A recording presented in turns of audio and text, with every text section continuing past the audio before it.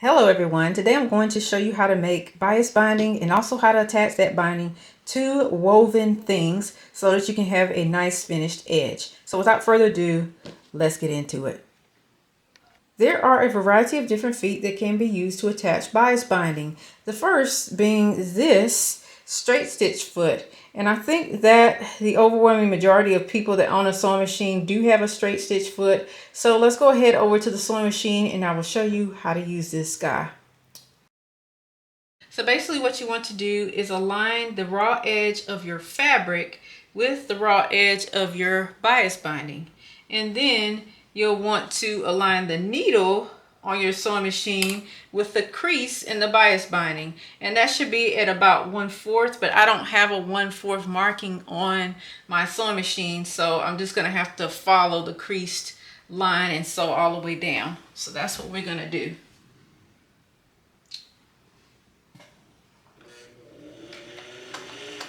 And don't forget the back stitch.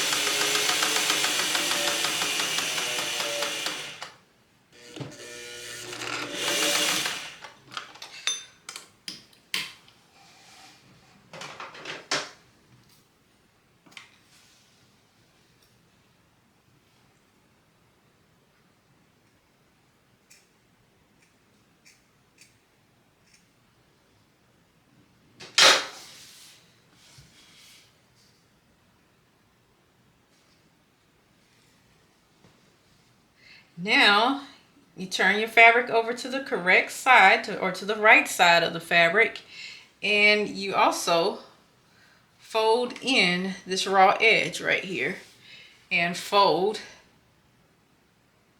the folded edge of your bias binding over it like so. And then we'll just sew it down again at 1/4, and that is how we complete it. Now, in order to do that, I usually just get the folded edge and put it right inside here. Let's see, right there. And make sure that my needle always lands right there so that it's sewn on straight. And you just follow it all the way down.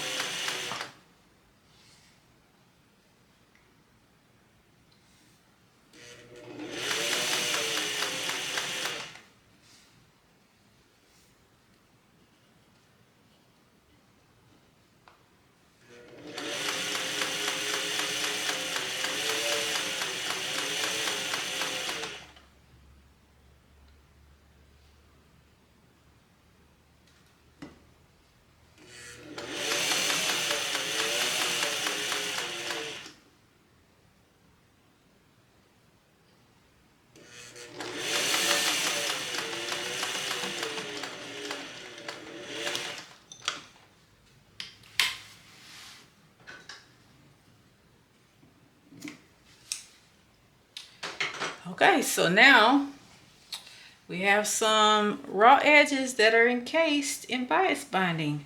So now let's go ahead and look at the other method that we have for doing our binding. And the other methods are faster than this because you don't have to flip over your fabric and do all this extra stuff. The next kind of foot that I want to talk about is this vintage bias binder. And this right here seems very intimidating, but it's actually quite easy to use. It's not my favorite to use, but it does work and get the job done. So let me go ahead and show you how to use this foot on your machine.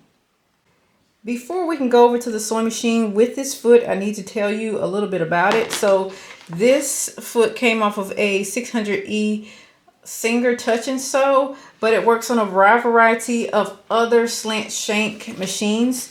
Inside of the book here, it has a really nice diagram that tells you a little bit about the foot, and I just wanted to show that to you. So in the front here is where you place unfolded bias binding that is 15/16 or just under 1 inch wide.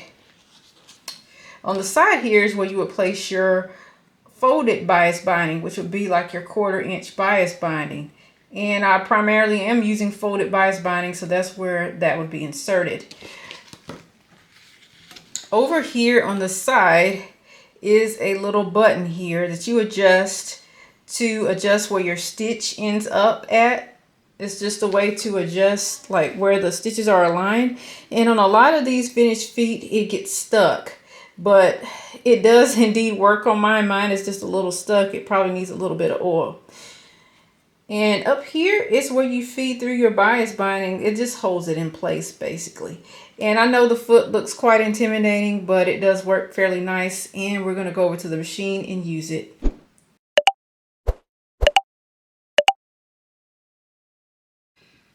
For the Singer bias binder, you will want to cut your bias binding so that it is at an angle like this. And then with the folded edges facing towards the outside of the foot, you'll place your binding into the appropriate hole. In my instance, I have the pre-folded bias binding, so I put it through the hole that is on the side here. But if your bias binding is not folded, then you'll place it through this wide opening here. And you may need a little bit of help with feeding this through. So I usually use a seam ripper to help to feed my bias binding through. And once your bias binding is in the machine, you'll just pull out just a little bit excess on the back end there. And then just place your foot onto your sewing machine. So I've got a little piece of scrap fabric here just to show you. And here is my bias binding. You just feed it through here just so that it stays neat and organized. And of course, pull you some extra out through the back. You stick this fabric into the machine like so, into that little place right there. Let's see if I can show you better. So into this little place right here, you stick your fabric and just push it in as far as it will go, and make sure that your needle is lined up correctly. And if it's not, you can just pull this tab here to adjust it. And I'm coming from that way so that you can see it better. You can just pull that tab there to adjust it so that your needle will land where you'd like it to. And then you just sew. Put your foot down, of course, and then sew.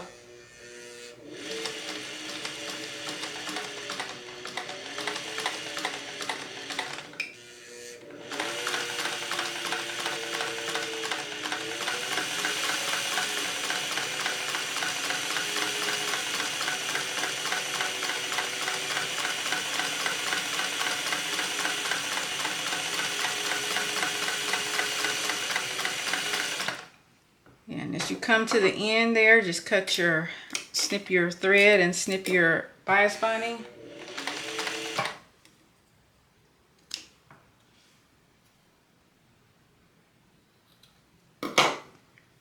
And this is what it's looking like. And that all happened in one step without having to flip over the fabric and do all this extra. And it also came out clean. So that is one good way of attaching bias binding to your material.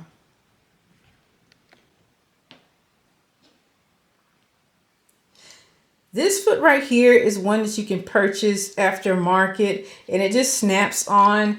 It is also a bias binder, and I think it works a lot better than some of the vintage types because it is adjustable and you can fit more than one size of bias binding in here. Let's go ahead over to the sewing machine and I'll show you how to use it.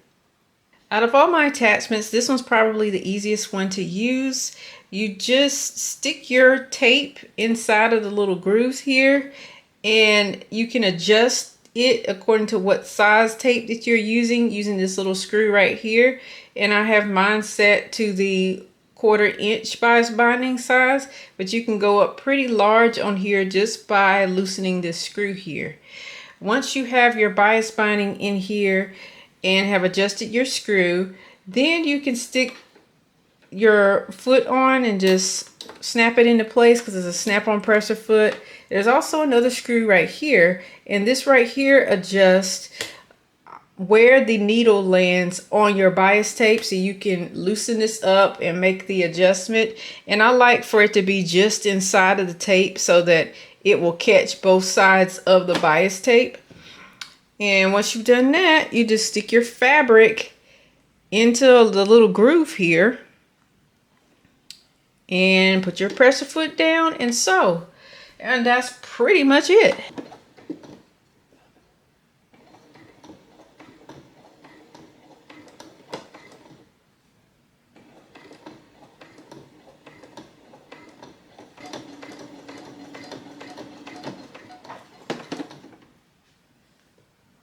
And once you come to the end, you just lift up your presser foot and slide it out and trim off your excess.